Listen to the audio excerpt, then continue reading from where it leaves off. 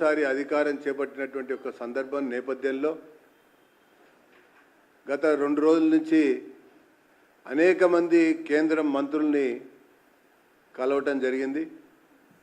దాంట్లో మన రాష్ట్రానికి సంబంధించినటువంటి కిషన్ రెడ్డి గారిని, బండి సంజయ్ గారితో పాటు ఆర్థిక శాఖ మంత్రి నిర్మలా సీతారామన్ గారిని, జాతీయ రహదారులు నితిన్ గడ్కరీ గారిని, అశ్విని వైష్ణవ్ గారిని, అలాగే వ్యవసాయ శాఖ మంత్రి శివరాజ్ సింగ్ చౌహాన్ గారితో పాటు ఇతరులను కూడా కలవటం జరిగింది. ఈ సమయంలో ఆర్థిక శాఖ మంత్రి నిర్మలా సీతారామన్ గారితో మాట్లాడుతున్నప్పుడు తెలంగాణ రాష్ట్ర ఆర్థిక పరిస్థితి చాలా దయనీయంగా ఉందని వారు అభిప్రాయపడ్డారు. దాంతోపాటుగా ఆర్థిక వ్యవస్థ గాడి తప్పిందని చెప్పని పేర్కొన్నారు. క్రమశిక్షణ లోపించిందని కూడా వారు ఆర్థిక శాఖ మంత్రి నిర్మలా సీతారామన్ పాటు మాట్లాడుతున్నప్పుడు మొన్న 10వ తారీఖున తెలంగాణ రాష్ట్ర ఆర్థిక పరిస్థితి జూన్ 10వ తారీఖున చాలా దయనీయంగా ఉందని డివల్యూషన్ అభిప్రాయపడ్డారు. రాష్ట్రానికి దాంతో పాటుగా 2900 ఆర్థిక వ్యవస్థ గాడి తప్పిందని చెప్పని 5 కోట్ల రూపాయల్ని క్రమశిక్షణ లోపించిందని కూడా వారు ఆర్థిక శాఖ మంత్రి నిర్మలా సీతారామన్ ఏర్పడి అంటే కొత్త ప్రభుత్వం 10వ తారీఖున తెలంగాణ రాష్ట్ర ఆర్థిక పరిస్థితి జూన్ 10వ తారీఖున చాలా దయనీయంగా 2 సార్లు ఈ రకంగా డివల్యూషన్ అయ్యారు. రాష్ట్రానికి దాంతో పాటుగా 2900 ఖజానా మాత్రం ఖాళీ అయింది, దివాలా తీసుకున్నారు. 5 కోట్ల రూపాయల్ని క్రమశిక్షణ ప్రభుత్వం ఇచ్చిందని కూడా వారు దుబారా ఖర్చు చాలా ఎక్కువగా పెడతాం. కొత్త రాష్ట్రం ఏర్పడి అంటే కొత్త ప్రభుత్వం 10వ తారీఖు సంబంధించినటువంటి వ్యవహారం విషయంలో జూన్ 10వ తారీఖున ఎఫ్ఆర్బిఎం సార్లు ఈ రకంగా గరిష్ట పరిమితికి రాష్ట్రానికి ప్రభుత్వం 2900 ఖజానా మాత్రం ఖాళీ అయింది, దివాలా తీసుకున్నారు. కోట్ల రూపాయల్ని రాష్ట్ర ప్రభుత్వం ఇచ్చిందని కూడా చాలా ఎక్కువగా పెడతాం. కొత్త రాష్ట్రం ఏర్పడి అంటే కొత్త ప్రభుత్వం 10వ తారీఖున ఎఫ్ఆర్బిఎం సార్లు ఈ రకంగా గరిష్ట పరిమితికి రాష్ట్రానికి 6 నెలల కాలంలో ఖజానా మాత్రం ఖాళీ అయింది, దివాలా ఎక్కువ మొత్తంలో రాష్ట్ర ప్రభుత్వం పరంగా బిల్లులు చెల్లించారు అని అంటే అధికార పార్టీకి సంబంధించినటువంటి మంత్రుల యొక్క కాంట్రాక్టు సంస్థలకే ఎక్కువ మొత్తంలో నిధులు చెల్లించారు. అవి కొన్ని బకాయిలు, కొన్ని అడ్వాన్సులు.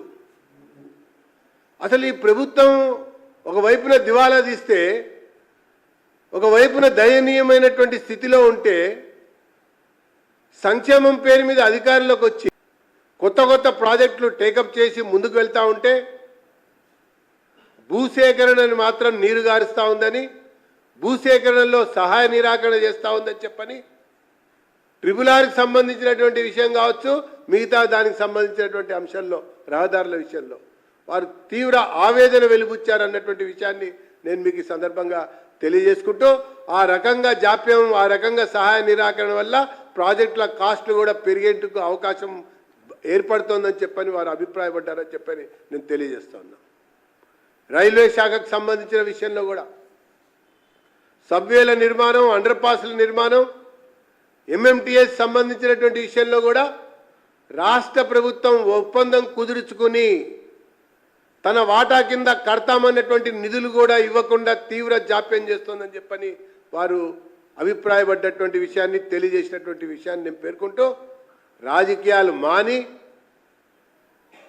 అభివృద్ధి మీద దృష్టి సారించి పెండింగ్లో ఉన్నటువంటి పనులు వేగవంతం చేయటం కొరకు రేవంత్ ఢిల్లీ వెళ్ళటం మాని హైదరాబాద్లో కూర్చుని సమీక్షలు చేయాలి. ఆ రకంగా మరి కేంద్ర ప్రభుత్వానికి సహకరించి ఆ పనులు పురోగతికి కృషి చేస్తే బాగుంటుందని చెప్పని నేను ఈ సందర్భంగా మరి తెలియజేస్తా ఉన్నా. ఇక పోతే పవర్ పర్చేజ్ సంబంధించినటువంటి విషయంలో జస్టిస్ నరసింహారెడ్డి గారు విచారణ సంఘం జరుగుతూ ఉంది, విచారణ జరుపుతూ ఉన్నారు.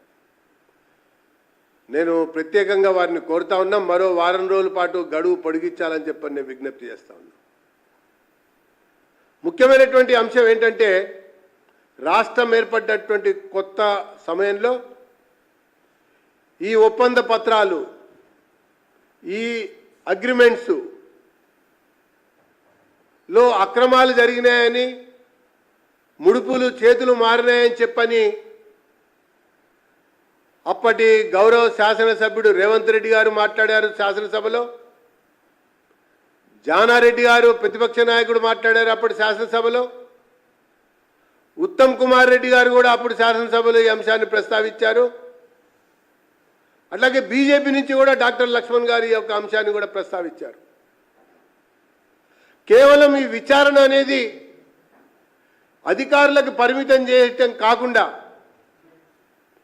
ఆనాడు బలమైనటువంటి ఆధారాలతో ఈ ఒప్పందాలని తప్పుపట్టినటువంటి రేవంత్ రెడ్డి గారిని, ఉత్తమ్ కుమార్ రెడ్డి గారిని, అదే రకంగా జానారెడ్డి గారిని కూడా ఈ కమిషన్ పిలవాలని చెప్పని భారతీయ జనతా పార్టీ పక్షాన నేను డిమాండ్ చేస్తా ఉన్నా.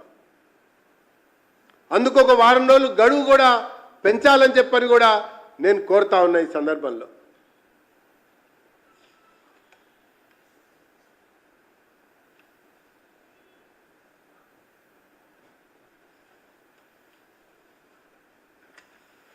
కాళేశ్వరంలో కూడా అంతే విచారణ జరుగుతూ ఉంది. కేవలం అధికారులకు మాత్రమే పరిమితం చేస్తూ ఉన్నారు. ప్రస్తుతం ఉన్నటువంటి అధికారులు, గతంలో నిర్ణయాలు చేసినటువంటి అధికారులు సమర్థించుకోక తప్పైందని చెప్తారా? కాబట్టి విచారణ సంఘానికి సంబంధించినటువంటి విషయంలో కాస్త పరిధిని విస్తరించాలి. ఆనాడు ఆరోపణలు చేసినటువంటి వ్యక్తుల్ని, రాజకీయ నాయకుల్ని ఆధారాలు తీసుకుని రమ్మని చెప్పడంతో పాటు